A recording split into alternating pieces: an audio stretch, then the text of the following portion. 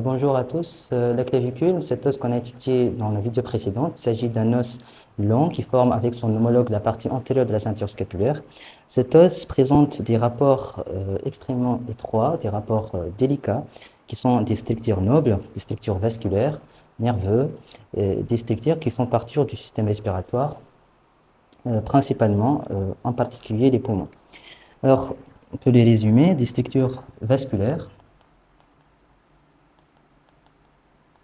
des structures nerveuses,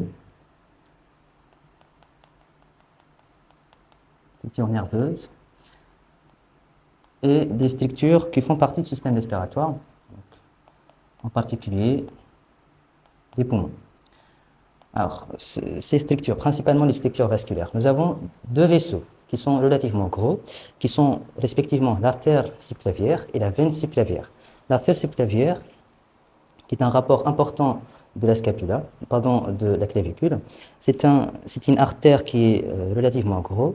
On a deux artères subclavières, droite et gauche, chacun naît de façon différente de l'aorte. L'artère subclavienne droite naît indirectement de l'aorte, naissant de la bifurcation du tronc artériel brachiocéphalique. Par contre, l'artère subclavienne gauche naît directement de la surface supérieure du deuxième segment de l'aorte. Supposons que ça c'est donc la crosse aortique, donc l'aorte présente trois segments pardon. Ça c'est le premier segment, le segment vertical, ascendante, segment horizontal, qui est le deuxième segment de l'aorte, qui nous intéresse en ce qui concerne donc l'artère subclavienne. Alors, naissant de la face supérieure du deuxième segment de l'aorte, qui est là, donc ça c'est le segment 2 de l'aorte, trois gros vaisseaux, donc trois troncs artériels, qu'on va les citer de droite à gauche et d'avant en arrière. D'abord le tronc artériel brachiocéphalique, qui naît de la face supérieure de l'aorte, la carotide primitive gauche et la sous-clavière gauche, ou l'artère subclavière gauche. Le tronc artériel brachiocéphalique va se terminer en donnant deux gros vaisseaux, deux troncs artériels, la carotide primitive droite et la subclavière ou la sous-clavière droite. Donc ici, voilà l'aorte, segment 1 l'aorte, segment 2 de l'aorte, et naissant de la face supérieure, trois troncs, tronc artériel brachiocéphalique, la carotide primitive droite et la subclavière, la sous-clavière droite. Voilà, donc la naissance de ces différentes faisceaux. Donc l'artère subclavière droite qui est présente ici, voilà l'artère subclavière droite et l'artère subclavière gauche n'ont pas la même origine, donc ils ne naissent pas de la même manière. L'artère subclavière droite naît indirectement de l'aorte, de la bifurcation du tronc artériel brachiocéphalique qui est présente ici. L'artère subclavière gauche naît directement de la face supérieure de l'aorte. Alors ici, c'est cette vue antérieure, on va donc l'orienter crâniennement et à gauche, donc il est légèrement supérieur également. L'artère subclavière droite qui va donc naître donc, de la bifurcation du tronc artériel brachiocéphalique, va donner l'artère carotide primitive droite. La subclavière droite va passer au-dessus de la pleine côte, puis elle va passer sous la clavicule pour s'engager dans la fosse axillaire et devenir l'artère axillaire. Voilà. L'artère subclavière droite. Elle passe donc au-dessus de la première côte dans le défilé interscalénique entre le scalène antérieur et le scalène moyen, qui sont des muscles donc, qui s'insèrent au niveau de la première côte. Et cette artère participe à à la vascularisation de plusieurs parties, l'encéphale, mais la vascularisation principalement pour le membre supérieur. Alors cette artère, qui est cette artère subclavière, passe sous la clavicule, donc c'est un rapport vasculaire important. En cas de fracture du diaphyse ou du corps de la clavicule, des fragments osseux peuvent donc déchirer cette artère, provoquant une hémorragie, donc des risques hémorragiques et donc des risques hémorragiques et des risques ischémique, c'est-à-dire manque d'oxygénation, puisque cette artère, qui est l'artère subclavière, est le principal artère qui apporte au membre supérieur sa vascularisation artérielle. Donc le membre supérieur est exclusivement dépendant d'un point de vue vasculaire de cette artère subclavière. En dedans de cette artère, une autre structure vasculaire, c'est la veine subclavière. On va l'écrire ici. Veine subclavière. Alors, cette veine subclavière est située en dedans et légèrement en bas de l'artère subclavière. On va donc la représenter de cette manière. Il ne passe pas par le défilé interscalonique.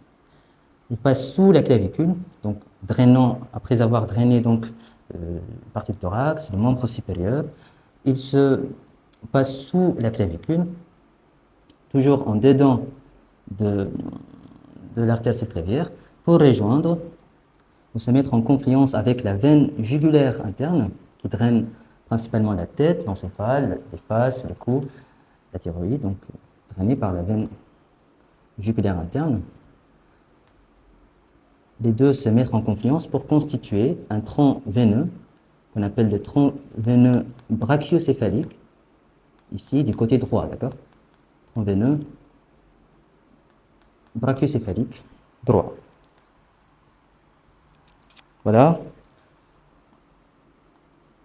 la veine subclavière qui se met en confluence avec la veine jugulaire interne pour constituer le tronc veineux brachiocéphalique droit. Alors, les gros vaisseaux, donc ici présentés, l'artère subclavière et la veine subclavière, passent sous la clavicule. Donc, en cas de fracture ou du diaphyse du corps de cet os, des fragments osseux peuvent déchirer ou donc léser ces structures nobles, ces structures vasculaires.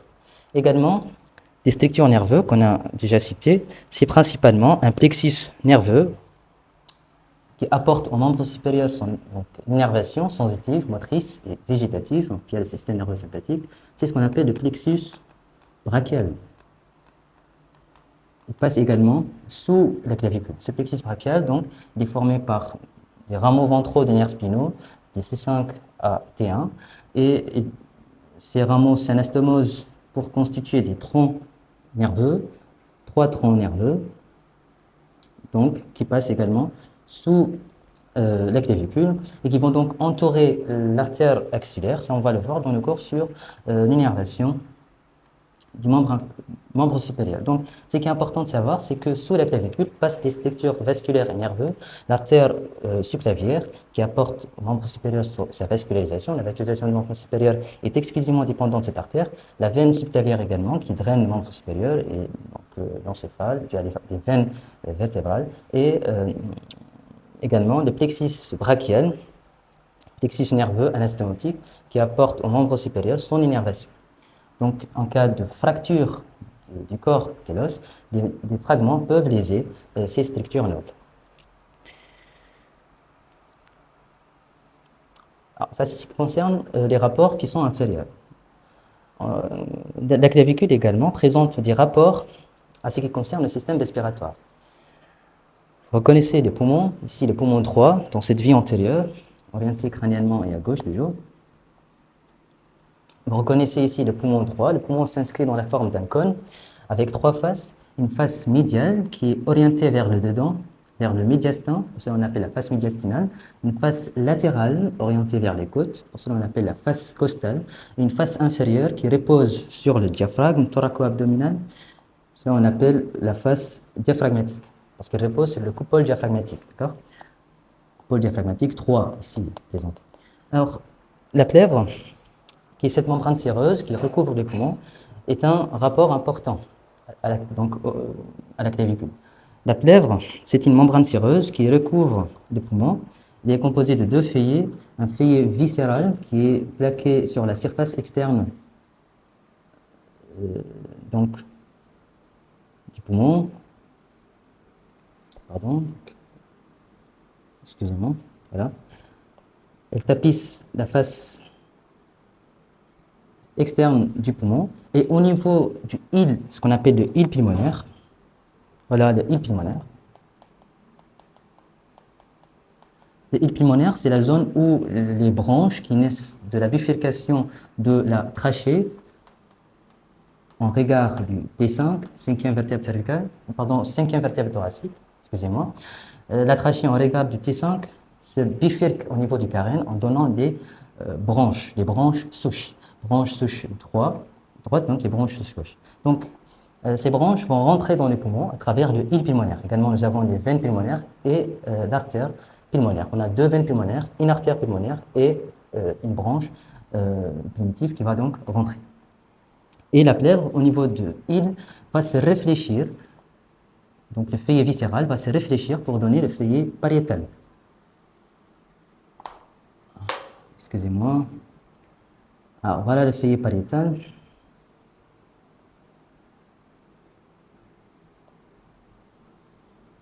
Donc, ce feuillet pariétal est séparé du précédent, c'est-à-dire du feuillet viscéral, par une cavité. C'est cet espace que vous voyez.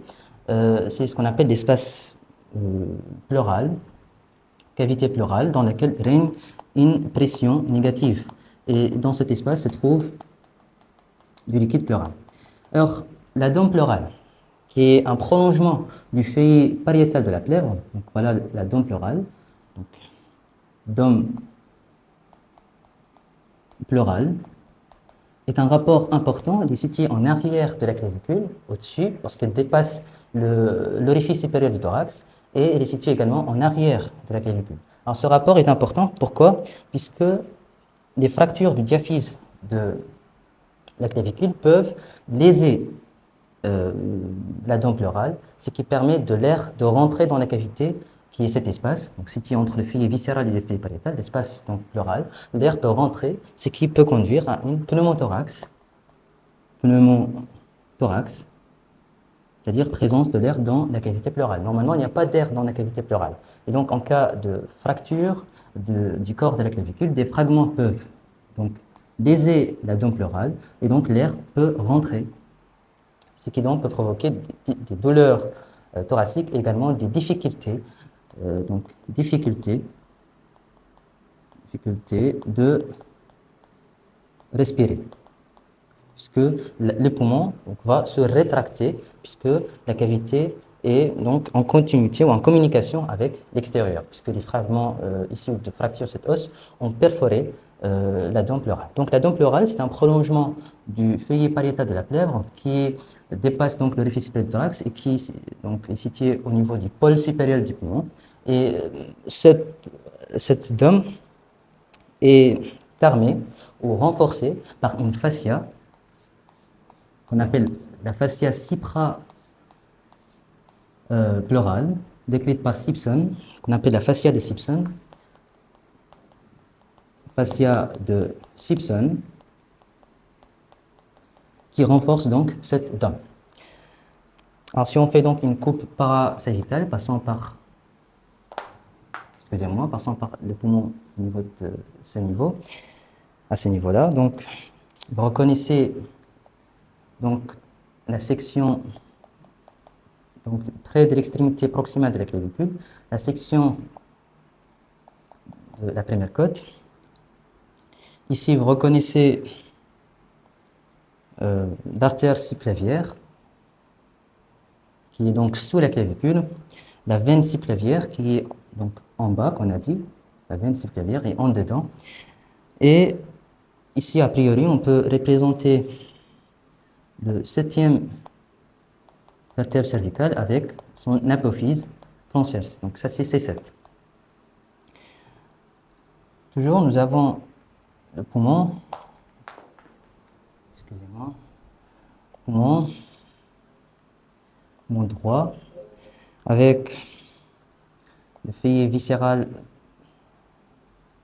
qui est en contact avec donc, la surface externe de l'organe, du poumon, feuillet pariétal, et il existe un fascia qu'on appelle la fascia de Simpson, qu'on a écrit ici, qui est tendue donc entre